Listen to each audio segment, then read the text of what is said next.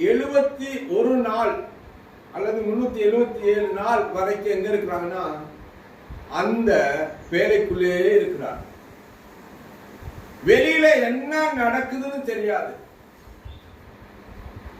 பயங்கரமான தண்ணி வருகிறது, ஜல பிரவாகம் வருகிறது. 371 நாள் அப்படின்னு சொல்றாங்க. நோவா வெளியே வரும் பொழுது 377 நாள் என்று சொல்கிறார்கள் கணக்கின்படி. அந்த பேழை அவர் இருந்த இடத்துல இருந்து 500 மைல் தொலைவிலே போய் தங்கிட்டான்.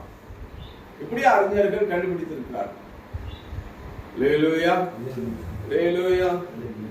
ஆண்டவர் பாருங்க, இப்ப நோவாவை வெளியே வரும்படி சொல்லுகிறார். நோவா வெளியே வா. இவ்வளவு நாள் யாரோட இருந்தாரு? அவருக்கு எல்லா ஜனங்களை பத்தி பார்க்கல. 371 நாள் அல்லது 377 நாள் ஜனங்களை பார்க்கவில்லை. அவருக்கு இருந்தது அவர் கூட்டிட்டு போன குடும்பமும் மிருகம் தான். பல வருஷமா நமக்கு தான் நடந்துட்டு இருக்கு. நம்ம நிறைய பேர் பார்க்கும் போது பார்த்துக்கிட்டு இருக்கிறோம்.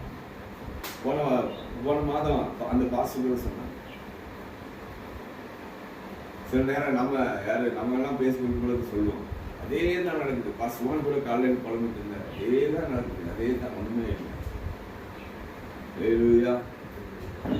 ஆண்டவர் நடத்துகிற வழி அது ஆச்சரியமான வழியா இருக்கும், புரிந்து கொள்ள முடியாத வழியா இருக்கும் என்று நான் இதை வாசிக்கும் பொழுது 377 நாள் யாரையும் பார்க்கல. வெறும் என்ன தெரியுது,